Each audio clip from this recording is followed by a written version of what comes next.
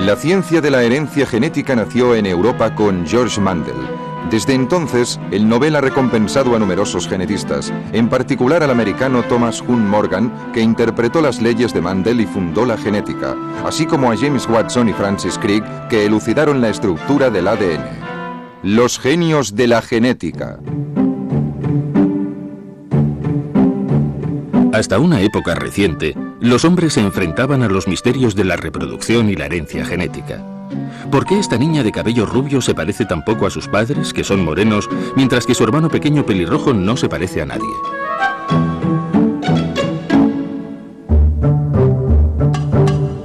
¿Por qué el encuentro entre un óvulo y un espermatozoide humano siempre tiene como resultado el nacimiento de un bebé humano y nunca el de un pollito o una mariposa? En la Edad Media, la naturaleza de las simientes era un tema que despertaba pasiones. ¿Qué eran? ¿Materia, espíritu o energía? Existía la creencia de que la reproducción era obra del diablo cuando la mujer había pecado. En 1678, un médico holandés, Van Leeuwenhoek, inventa el antepasado del microscopio. Observa en la simiente masculina de los hombres y los animales una increíble cantidad de animálculos que rebullen y se mueven frenéticamente en todas las direcciones. Algunos imaginan entonces que el ser humano existe en miniatura en la simiente, que ya está formado pero a muy pequeña escala. Un homúnculo replegado sobre sí mismo como un feto microscópico. Este ser miniatura contendría entonces todos sus descendientes, cada vez más pequeños, como las muñecas rusas. Es la teoría de la preformación.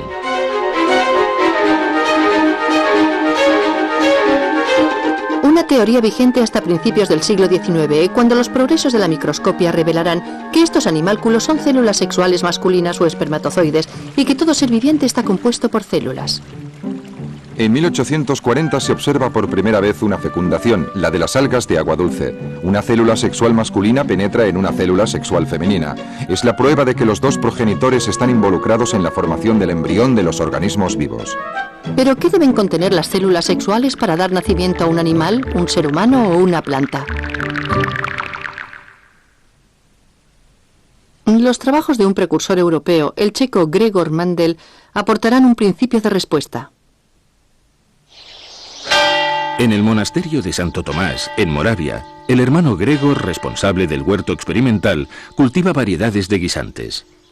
Busca las leyes que rigen los cruces para mejorar la producción agrícola. Durante 11 años, de 1854 a 1864, registrará 28.000 plantas, fruto de centenares de cruces. Cada descendencia de guisantes produce flores de formas y colores distintos.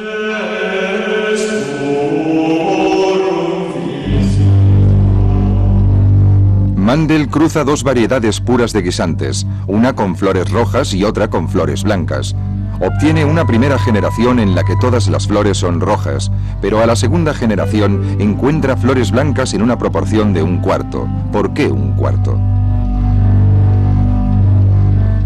Parte de la hipótesis de que los caracteres de la planta masculina, así como los de la femenina, se transmiten a la siguiente generación. En el primer cruce, cada flor recibe pues los dos caracteres, el rojo y el blanco, pero como el rojo es dominante, prevalece sobre el blanco, llamado recesivo, y todas las flores serán rojas. En el segundo cruce, 4 asociaciones son posibles: rojo-rojo, blanco-rojo, rojo-blanco y blanco-blanco. Como el blanco es recesivo, todas las flores serán rojas, excepto las que han heredado los dos caracteres blancos. 3/4 partes de las plantas tendrán pues flores rojas y solamente 1/4 flores blancas. El 8 de febrero de 1865, Mendel comunica el resultado de sus experimentos en un informe ante la Sociedad de Agricultura de Moravia. Pero nadie le saluda como a un genio. No será reconocido mientras viva. En enero de 1884, el hermano Gregor fallece a la edad de 61 años tras haber anunciado: Un día llegará mi hora.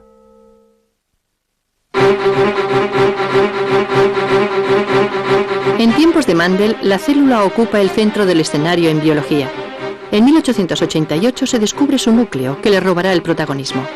En él se percibe todo un magma de filamentos entrecruzados a los que se les da el nombre de cromosomas, de la palabra griega cromos, que significa color. Los cromosomas de las células sexuales masculinas y femeninas apasionan pronto a los investigadores.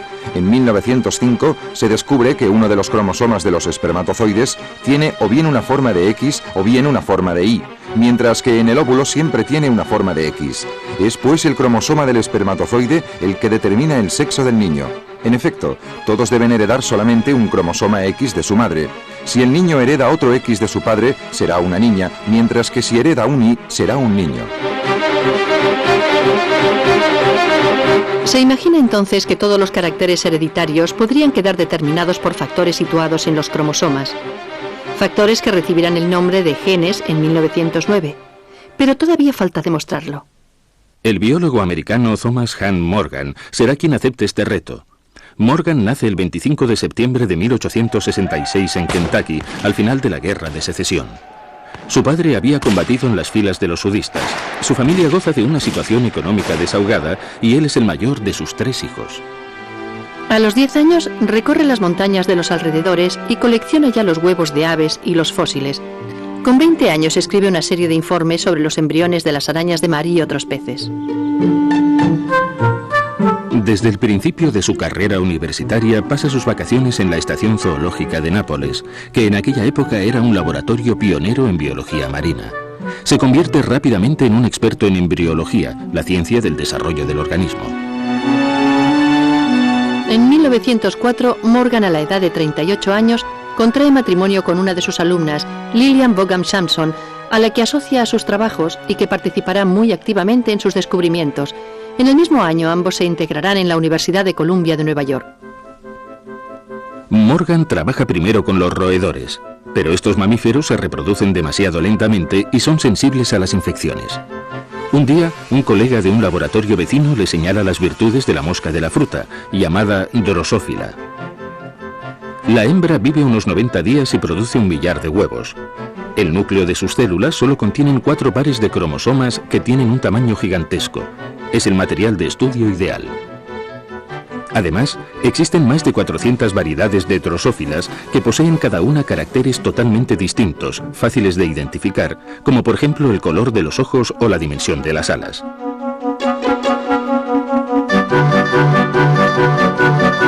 En Columbia, Morgan y sus estudiantes trabajan en estrecha colaboración, en un ambiente de creatividad y entusiasmo mezclado con sentido crítico, generosidad y apertura de espíritu. Las nuevas ideas se discuten libremente en el seno del grupo, hasta el punto de olvidar quién las había expresado en primer lugar. Con ello, el trabajo progresa rápidamente. En pocos años, dilucidarán los fundamentos de la herencia en la reproducción y crearán una nueva ciencia, la genética. Su laboratorio se hará famoso en el mundo entero y se le conocerá como la habitación de las moscas. Morgan y su equipo llevan a cabo enlaces programados entre drosófilas. Es un trabajo sumamente delicado.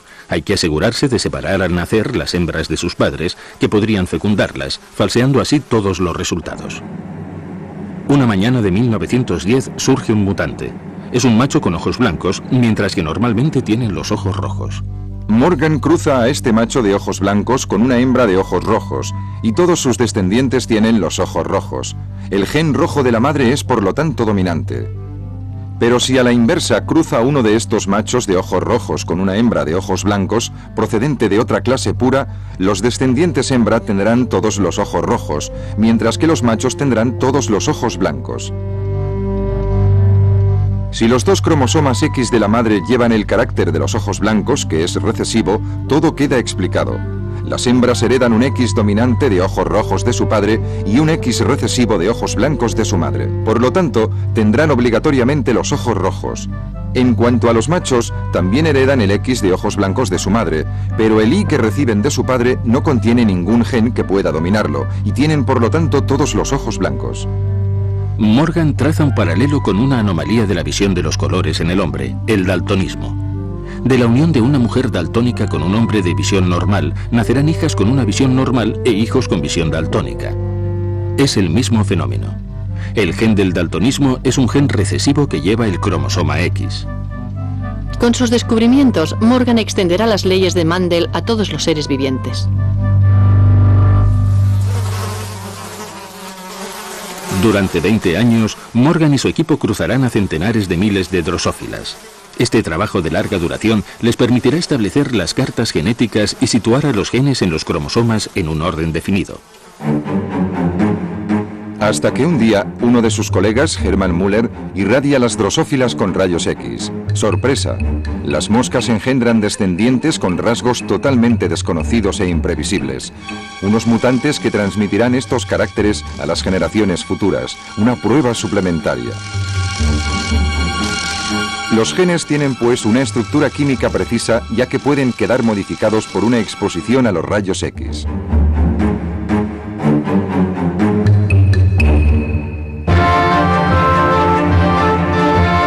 En 1933, todos los biólogos aplauden cuando el Premio Nobel de Fisiología y Medicina recae en Morgan por sus descubrimientos sobre la función de los cromosomas en la transmisión de la herencia genética.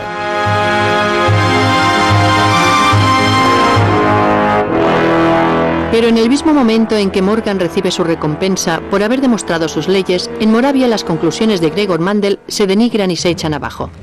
En aquella época la situación de los genetistas en la Unión Soviética y en los países del Este era dramática a causa de un genetista en concreto.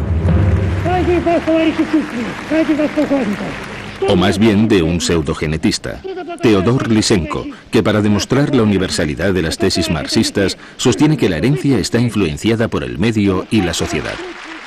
Incluso el término de genética queda prohibido en dichos países y numerosos científicos pagarán con su vida al negarse a politizar los cromosomas.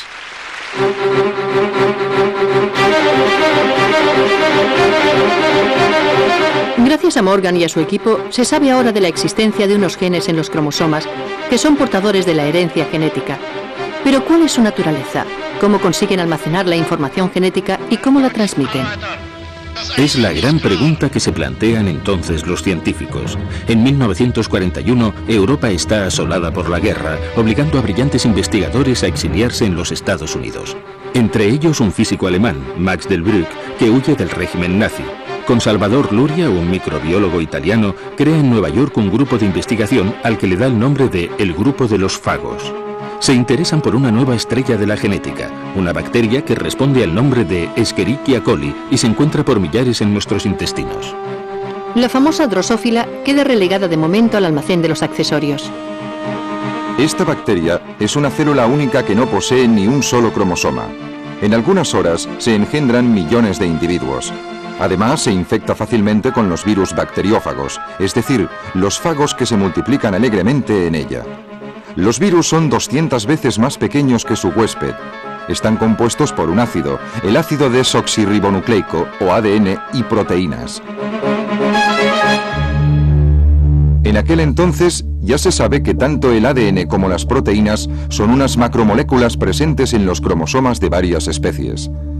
El ADN está compuesto por millones de pequeñas unidades, los nucleótidos. Cada nucleótido presenta 3 partes, una molécula de azúcar, una molécula de ácido fosfórico y una molécula de base hidrogenada.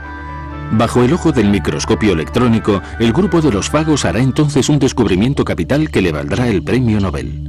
Ven cómo un virus inyecta su ADN a través de la pared bacteriana, mientras que su envoltorio queda pegado a la superficie de la bacteria antes de desintegrarse. En menos de media hora, el fago mezcla su ADN y sus proteínas con los de su huésped y consigue así multiplicarse en varios centenares de ejemplares idénticos a sí mismo. Luego, la célula explota y los virus prosiguen con su invasión del organismo. Es una pregunta inquietante. ¿Ha sido el ADN o las proteínas lo que ha permitido reproducirse a los virus? La mayoría de científicos optan por las proteínas, puesto que el ADN parece tener una estructura química demasiado simple para contener información hereditaria. En Inglaterra, 2 hombres, un biólogo americano, James Watson, y un físico inglés, Francis Crick, conseguirán elucidar ese enigma estudiando la estructura del ADN. James Watson nace el 6 de abril de 1928 en Chicago, en los Estados Unidos. De niño le atribuyen ya una gran inteligencia y participa incluso en un programa radiofónico para niños prodigio. En 1947 se convierte en alumno de Salvador Luria, del Grupo de los Fagos. Queda cautivado por sus enseñanzas y se apasiona por la genética. El Grupo de los Fagos está principalmente compuesto por biólogos. Para comprender el ADN les faltan ciertos conocimientos de química. En 1951, Watson, un joven y brillante investigador, es enviado a Copenhague para estudiar con los mejores químicos de la época. Tiene 23 años. A la primavera siguiente será invitado a Nápoles para asistir a un congreso de química.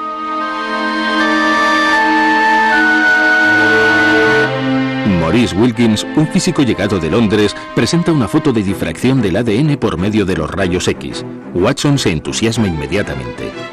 ¿Y si el secreto de la herencia genética pudiera quedar revelado por la configuración espacial del ADN? El cliché muestra una estructura regular y ordenada.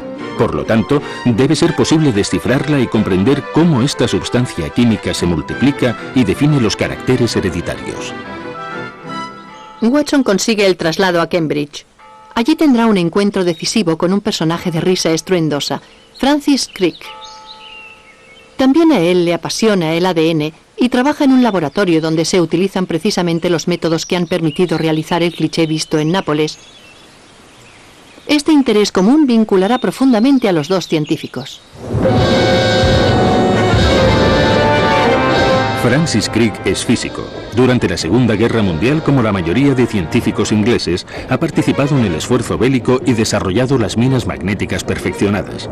Al finalizar la guerra, siente la necesidad de encontrar un sentido a su vida.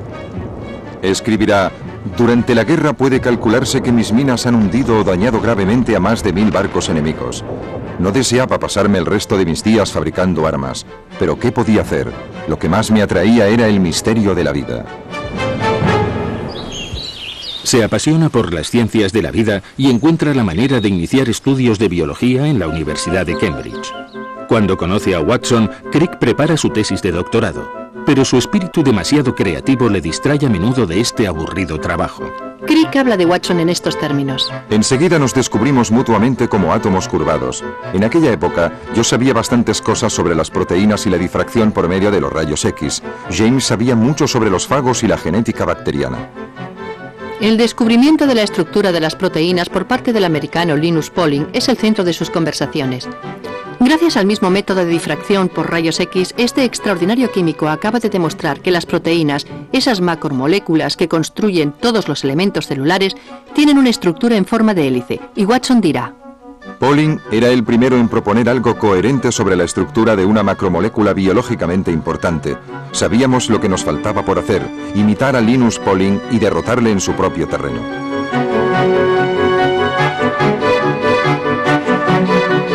El ADN también es una macromolécula. Watson y Crick deciden imitar a Pauling y construir modelos a escala humana.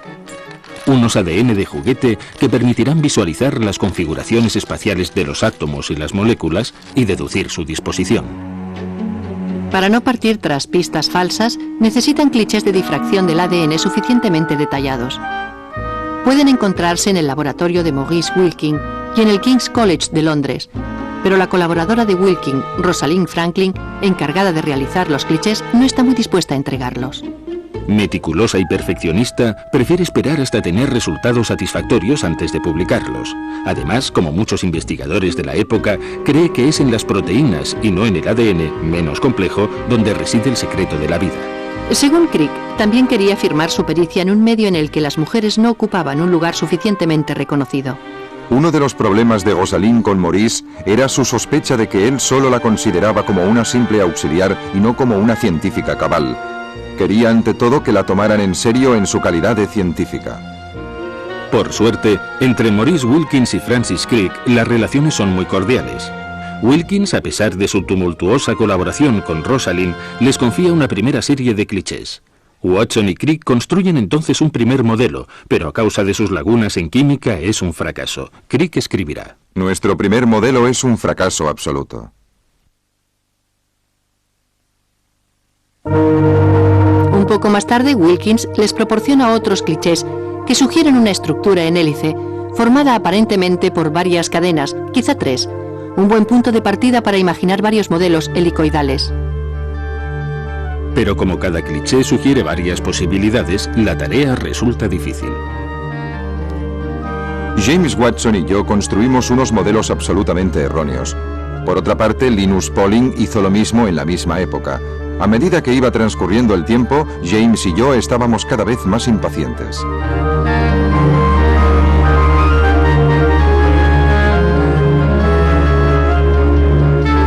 Rosalind había conseguido siempre unos clichés del ADN que comportaban una ambigüedad importante a la hora de modelarlos.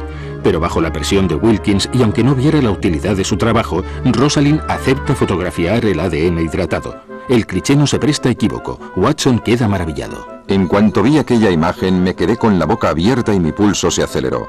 La cruz negra que dominaba solo podía venir de una estructura helicoidal.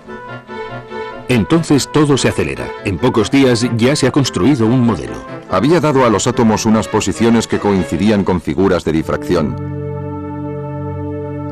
La hélice resultante estaba enroscada hacia la derecha, con sus dos cadenas extendiéndose en direcciones opuestas. A Maurice Wilkins le gustó enseguida.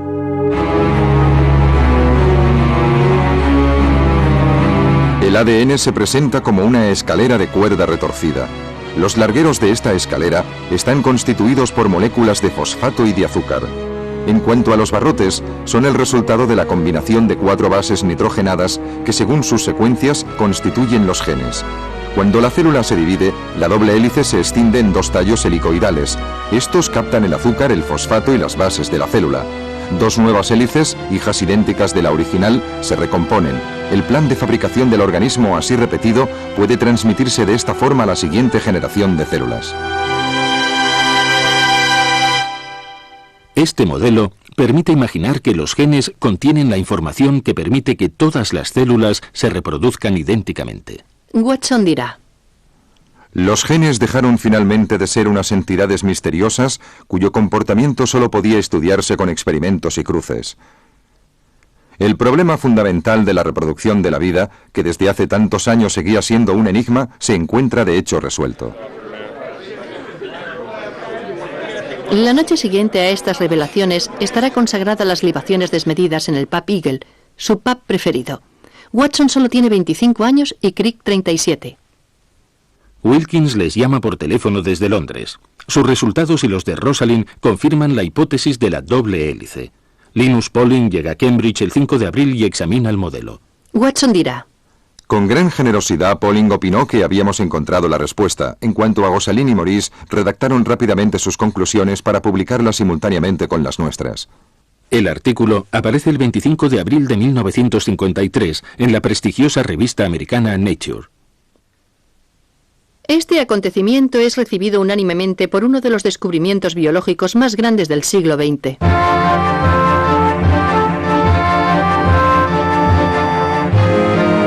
Hemos encontrado oro buscando a ciegas, pero de hecho era oro lo que buscábamos.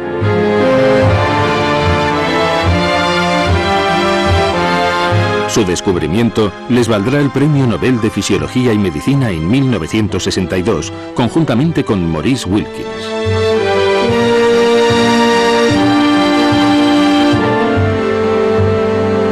Desgraciadamente, Rosalind Franklin, víctima de un cáncer, no podrá compartir esta consagración.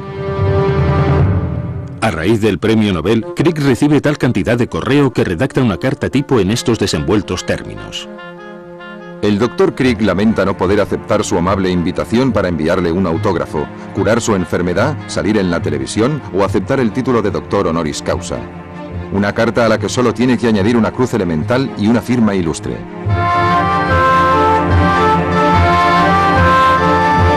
En 1965, los biólogos franceses François Jacob, Jacques Monod y André Luoff recibirán el premio Nobel por haber resuelto otro enigma: la forma de transmisión de las informaciones que contienen los genes al conjunto de las células del organismo. En 1973 se inventa la forma de recortar los genes y transferirlos a otro organismo. Es la ingeniería genética. Esta nueva tecnología permite transferir, por ejemplo, el gen humano de la insulina a unas bacterias que la producen entonces en cantidades industriales. Pero al fusionar así fragmentos de ADN, se están violando las barreras de las especies.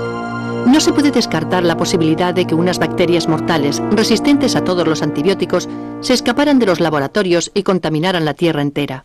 Lejos de los escenarios catastróficos, el proyecto Hugo, cofinanciado por la Unión Europea, tiene el objetivo de trazar el mapa de los cientos de miles de genes que componen el ser humano. Un trabajo colosal que permitirá encontrar nuevas terapias y curar las enfermedades hereditarias incurables hoy en día. Pero en genética no puede pasarse por alto la cuestión de la ética. Si se practica una mutación en un embrión, esta mutación se transmitirá a todas las generaciones futuras. Lo que está por lo tanto en juego es el futuro de la especie humana.